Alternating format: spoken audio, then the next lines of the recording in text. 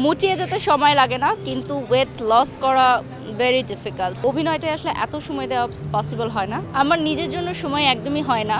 বিয়ের পর হাজব্যান্ড এবং শ্বশুরবাড়ির সাপোর্ট ছাড়া একটা মেয়ে কখনোই শোবিজ ইন্ডাস্ট্রিতে কাজ করতে পারে না। আমার কাছে ভালো লাগে যে তারা আমার কাজটাকে অ্যাপ্রিসিয়েট করে। আর্টিস্টরা হচ্ছে একটা দেশের সম্পদ। বিগত বছরে তো ভালো খারাপ মিলিয়েই ছিল। অনেক মাস পর আসলে নাচে কামব্যাক করা। আমি যেহেতু বেবি হওয়ার পর একটু মুটিয়ে গেছিলাম, তো আমি নাচ করতে একদম প্রস্তুত ছিলাম না। তো আমি আমার স্যারকে বলছিলাম, আমরা ইভান শাহরিয়ার সোহাগ স্যারের কোরিওগ্রাফিতে আজকে পারফর্ম করছি। তো বলছিলাম যে আমি আগে নিজে ফিট হব, তারপর আমি পারফরমেন্স করব। তো ফাইনালি আজকে সেই দিন, আবারও নাচে কামব্যাক করব। So hope for the best. অনেক কিছু করতে হয়েছে, অনেক আত্মত্যাগ করতে হয়েছে, কারণ মুটিয়ে যেতে সময় লাগে না, কিন্তু ওয়েট লস করা ভেরি ডিফিকাল্ট। আমি অনেক কিছু ট্রাই করেছি, সেটা তো আমার দর্শকরা দেখেই সব সময়। তবে হ্যাঁ, ফিটনেসের জন্য অনেক সময় দিতে হয়, অনেক মজাদার খাবার না করে দিতে হয়, এই তো মেনটেন করতে হয়। আমার ওপেনিং ডান্স দেশাত্মবোধক গানের সাথে, এবং আমাদের আরও অনেক সুপারস্টাররা পারফরমেন্স করবেন। আমি আসলে মনে করি যে অভিনয় অনেক সময় দিতে হয়, আর যেহেতু আমি মাল্টিটাস্কিং করি, আমার বাচ্চা আছে, সংসার আছে, তো অভিনয়টাই আসলে এত সময় দেওয়া পসিবল হয় না। আর এখন ব্র্যান্ড প্রমোশনেই আসলে বেশি কাজ করা হচ্ছে, ওখানেই মানুষ আমাকে দেখতে পছন্দ করে। আমার নিজের জন্য সময় একদমই হয় না। সব কিছু গুছিয়ে ওঠার পরে নিজের সময়টা একদমই হয় না। এই তো মেয়ে যখন আবার বড় হয়ে যাবে, ধীরে ধীরে কাজের ব্যস্ততাও কমে যাবে, তখন আবার নিজের জন্য সময় হবে। তো যাই, মানুষের জীবনের এক একটা সময় যায় এক এক রকম। সবসময় এনজয় করি আমি। আমার মেয়ে খুব ছোট থেকে ইউজ টু, কারণ ওকে মাত্র 7 দিন থেকে আমি কাজে নিয়ে বের হতাম, ওকে আমার সাথেই নিয়ে বের হতাম। এখনও বাড়িতে থাকে, যেহেতু একটু বড় হয়ে গেছে।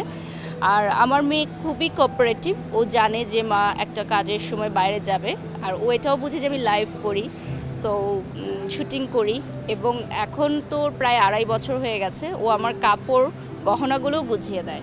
ডেফিনেটলি বিয়ের পর হাজব্যান্ড এবং শ্বশুরবাড়ির সাপোর্ট ছাড়া একটা মেয়ে কখনোই শোবিজ ইন্ডাস্ট্রিতে কাজ করতে পারে না। সেক্ষেত্রে আমার হাজব্যান্ডের ইম্পর্টেন্সটা আমার লাইফে অনেক, এবং ওর অ্যাপ্রিসিয়েশন বা ওর উৎসাহের কারণেই হয়তো আজকে আমি এ পর্যায়ে আসতে পেরেছি। কারণ হাজব্যান্ড যদি সাপোর্ট না করে, তাহলে একটা মেয়ে আসলে দীর্ঘক্ষণ সময়ে একটা কাজে মনোযোগ দিতে পারে না। আর আমার হাজব্যান্ড আমাকে সবসময় সাপোর্ট করে, এজন্য আমি তাকে ধন্যবাদ জানাতে চাই। ডেফিনেটলি প্রাউড ফিল করে আমার শ্বশুর বাড়ি, আমার বাবার বাড়ি। আমার কাছে ভালো লাগে যে তারা আমার কাজটাকে অ্যাপ্রিসিয়েট করে, বাট অনেক চড়া উতরাও পার করতে হয়েছে। আপনারা তো জানেন আমাদের বাংলাদেশে কনজারভেটিভ ফ্যামিলি থাকে। মিডিয়া ইন্ডাস্ট্রিতে যখন আমরা কাজ শুরু করেছি, এখন তো অনেক বেশি কমন হয়ে গেছে বিষয়গুলো, যে মেয়েরা মডেলিং করছে বা টিকটক করছে। আমরা যখন কাজ শুরু করেছি তখন এই বিষয়গুলো একদমই ছিল না, মানে ট্যাবু ছিল ওয়ান কাইন্ড অফ, যে মেয়েরা মডেলিং করবে বা এই ধরনের পোশাক পরবে, একদমই ছিল না। তো সেই জায়গা থেকে আস্তে আস্তে আমাদের চেঞ্জ করতে, সমাজটাকে চেঞ্জ করতে আসলে অনেক ডিফিকাল্ট। অনেক বাধার সম্মুখীন হয়েছি। আজকের এই বিশেষ দিনে, আনন্দের দিনে ওগুলো নাই বা বলি, আনন্দের কথাই বলি। আর যেহেতু বিজয়ের মাস, আমি অডিয়েন্সদেরকে এটাই বলবো যে দেশকে ভালোবাসবেন, দেশের আর্টিস্টদেরকেও ভালোবাসবেন।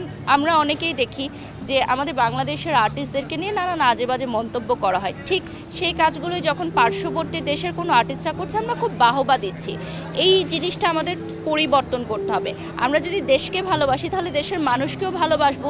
দেশের সম্পদ, আর্টিস্টরা হচ্ছে একটা দেশের সম্পদ, যারা ওয়ার্ল্ড ওয়াইড বা গ্লোবালি দেশটাকে রিপ্রেজেন্ট করবে।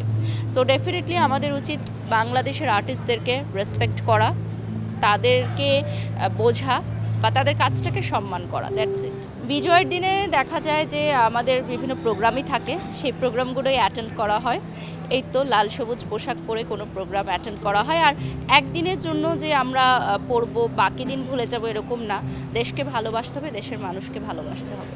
নতুন বছর শুরু করব, নতুন উদ্যমে কাজ করব, যাতে অডিয়েন্সকে আরও ভালো কাজ উপহার দিতে পারি। আর বিগত বছরে তো ভালো খারাপ মিলিয়েই ছিল আমাদের দেশের পরিস্থিতি, আমাদের সাংস্কৃতিক অঙ্গনের পরিস্থিতি, সব কিছু মিলিয়েই। সো নেক্সট ইয়ার ইনশাল্লাহ ভালো কাজ হবে। আমি as a best brand promoter দেশের বাইরে থেকে একটা অ্যাওয়ার্ড রিসিভ করতে যাচ্ছি। আমাকে ওই দেশ থেকে ইনভাইটেশন পাঠানো হয়েছে, যে ওরা আমার কাজ দেখে আমার ভালো লেগেছে, তাই আমাকে ওরা সম্মাননা জানাতে চায়। তো এটা অনেক বড় একটা বিষয়। তো ওটা সম্মাননা আনার পর আমি ডেফিনেটলি আপনাদেরকে জানাবো। দর্শকদের উদ্দেশ্যে এটুকুই বলতে চাই, আমরা আপনাদের জন্য কাজ করি প্রতিনিয়ত, দিনরাত এক করে, পরিবার থেকে দূরে থেকে। তো আপনারাও আমাদেরকে ভালোবাসবেন, এটাই আমরা চাই।